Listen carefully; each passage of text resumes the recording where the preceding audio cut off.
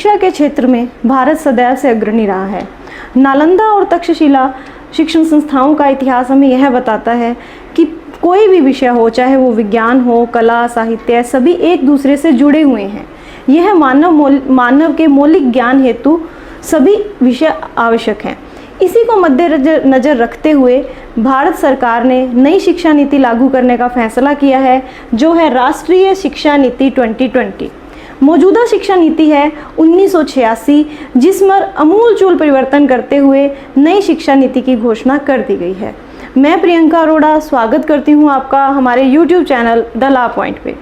अगर आपने हमारे चैनल को अब तक सब्सक्राइब नहीं किया है तो इसे ज़रूर सब्सक्राइब करें, ताकि एजुकेशन और लॉ से रिलेटेड वीडियोस आप तक जल्द से जल्द पहुंच सके। साथ ही बेल आइकन को भी क्लिक करें ताकि नोटिफिकेशन सबसे पहले पहुंच सकें आपके पास। चलिए अब रुक करते हैं हमारे टॉपिक का, जो है राष्ट्रीय शिक्षा नीति 2020। 35 साल के बाद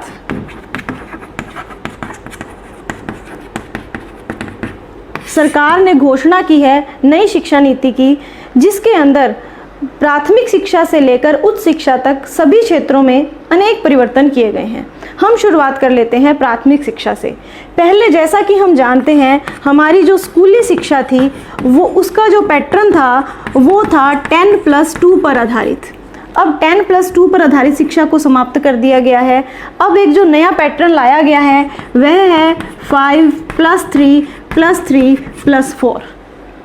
यह 15 साल का कार्यक्रम है स्कूली शिक्षा का। इसके अंदर हम आपको स्टेप बाय स्टेप बताते हैं कि इनका क्या मतलब है। ये जो 5 वर्ष का प्लान है, इसके 2 भाग कर दिए गए हैं, 3+2। ये जो 3 साल है पहले, यह प्री स्कूल एजुकेशन के रूप में है, और ये जो बाद के 2 साल हैं ये पहली तथा दूसरी कक्षा को दिए गए हैं। प्री स्कूल के अंदर आंगनवाड़ी और स्कूलों के माध्यम से शिक्षा होगी, जैसा कि हम जानते हैं नर्सरी, LKG, UKG, ठीक उसी प्रकार से ये शिक्षा दी जाएगी। और उसके बाद फर्स्ट एंड सेकंड स्टैंडर्ड भी इसी के अंदर शामिल कर दिया जाएगा। जो प्राइमरी एजुकेशन है उसमें बैग का बोझ कम करने का प्रयास किया गया है। इस शिक्षा को खेल के माध्यम से दिया जाएगा। खेल खेल में शिक्षा पर आधारित होगा यह 5 वर्ष का समय, खेल खेल पर आधारित। दूसरी बात, यह 5 साल ही हमारे बच्चे की नींव तय करेंगे कि वह भविष्य में किस प्रकार की शिक्षा हासिल करेगा। रटंत विद्या को समाप्त करते हुए और ज्ञान पर अधिक जोर दिया गया है नई शिक्षा नीति के तहत। हम अगले स्टेप की ओर चलते हैं, जो है 3 वर्ष, जिसमें तीसरी, चौथी और 5वीं को शामिल किया गया है, 3rd, 4th और 5th स्टैंडर्ड। इस 3 सालों के अंदर बच्चों को विभिन्न विषयों से अवगत कराया जाएगा। ये होंगे विज्ञान, गणित, सामाजिक विज्ञान और अन्य सभी विषयों के बारे में इसमें जानकारी दी जाएगी। एक और मुख्य बात जो इस शिक्षा नीति की ये है कि अंग्रेजी माध्यम का जो चलन भारत के अंदर बढ़ रहा है, उसको शायद यह नीति समाप्त करने की कगार पर है। प्राइमरी और ये जो प्राइमरी एजुकेशन है उस पर ज़्यादा जोर दिया जाएगा, मातृभाषा पर या राष्ट्रभाषा पर। इन 2 भाषाओं में यह शिक्षा दी जाएगी।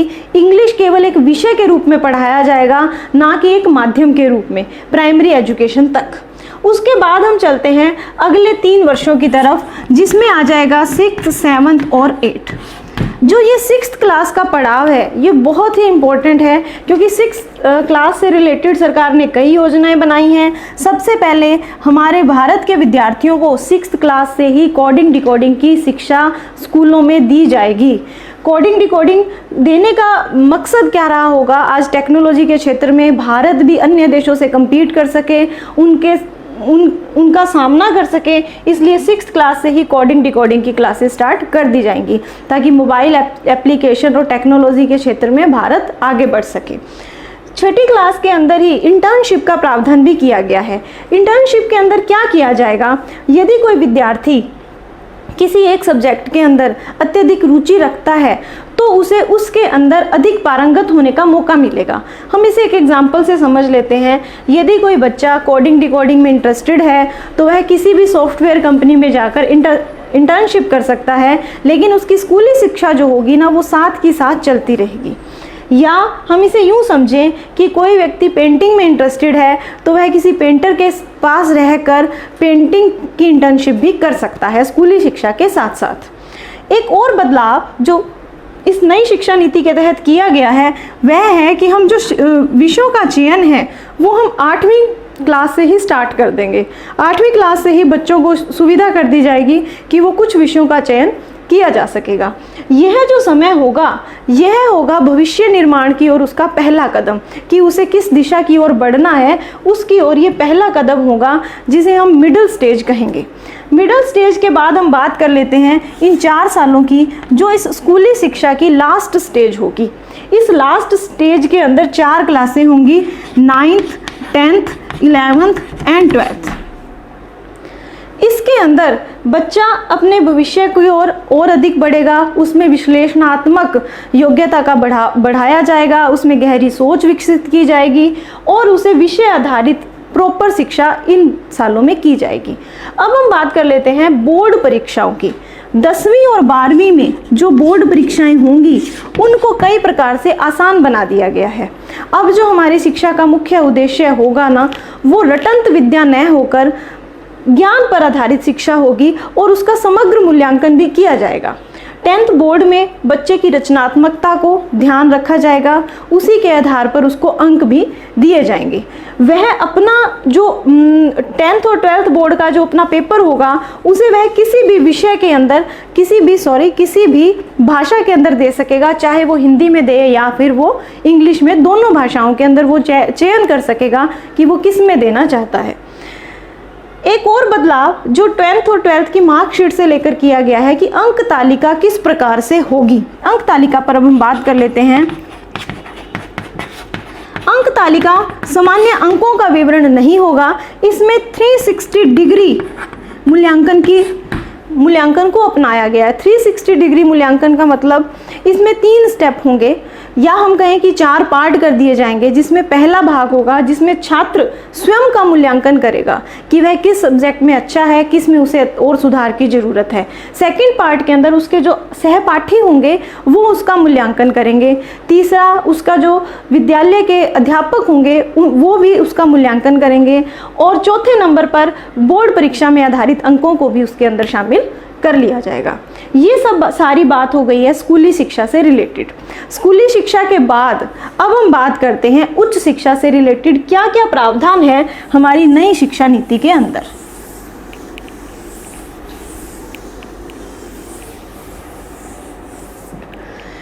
नई शिक्षा नीति में उच्च शिक्षा से रिलेटेड कई प्रावधान किए गए हैं। सबसे पहले तो स्कूली शिक्षा के अंदर ही मैं एक बात बताना चाहूँगी कि अब जो स्ट्रीम सिस्टम है वो समाप्त कर दिया गया है। विद्यार्थी हमारे वाकिफ़ होंगे कि हमारे यहाँ पर 3 स्ट्रीम चलती हैं, साइंस, एक आर्ट्स की और एक कॉमर्स की। बच्चा किसी भी स्ट्रीम के अंदर जा सकता है। ऐसा अब तक की जो शिक्षा नीति है उसमें संभव नहीं है कि एक साइंस का विद्यार्थी इतिहास विषय पढ़ सके या एक कॉमर्स का विद्यार्थी संगीत विषय को भी उसके साथ चुन सके। लेकिन नई शिक्षा नीति के अंदर स्ट्रीम जो सिस्टम है उसे समाप्त कर दिया है। उसके लिए एक शब्द आया है, एनी कम्बिनेशन वो यूज़ कर सकता है। एनी कम्बिनेशन वो यूज़ कर सकता है, यानी कि यदि कोई बच्चा फिजिक्स में बहुत अच्छा है लेकिन उसके साथ साथ वो इतिहास भी सब्जेक्ट के रूप में लेना चाहता है तो उसे अलाउ किया जाएगा। या कोई व्यक्ति अकाउंट्स के साथ में संगीत पढ़ना चाहता है तो भी उसे अलाउ कर दिया जाएगा। अब चलते हैं उच्च शिक्षा की ओर। उच्च शिक्षा के अंदर 10+2 नहीं 12th के जो मार्क्स होंगे वो कॉलेज में प्रवेश का आधार होंगे। लेकिन यदि किसी कारणवश कोई भी विद्यार्थी अपने मन चाहे कॉलेज में 12th के मार्क्स के आधार पर प्रवेश नहीं पा सकता तो उसे एक और मौका दिया जाएगा कैट का। वो कैट क्या है? कॉमन एंट्रेंस टेस्ट होगा। उस कॉमन एंट्रेंस टेस्ट के जो मार्क्स होंगे उसको 12th के मार्क्स में जोड़कर उस कॉलेज की मेरिट बनेगी। उस हिसाब से विद्यार्थी जो होंगे नए अपने कॉलेज में मन चाहे कॉलेज के अंदर एडमिशन पा सकेंगे। अब हम बात करते हैं उच्च शिक्षा में एक और नया बदलाव आया है कि जो डिग्री कोर्स होंगे वो 4 ईयर के होंगे, 4 ईयर प्लान होगा। लेकिन जैसे कि मौजूदा शिक्षा नीति में हम जानते हैं कि 4 सालों में हम यदि 3 सालों की जो डिग्री कोर्सेज हमारे होते हैं, यदि हमने उनमें 1 या 2 वर्ष की शिक्षा ग्रहण कर ली और हम आगे कंटिन्यू नहीं कर पाते हैं तो वो हमारी जो शिक्षा होती है वो वेस्ट हो जाती है।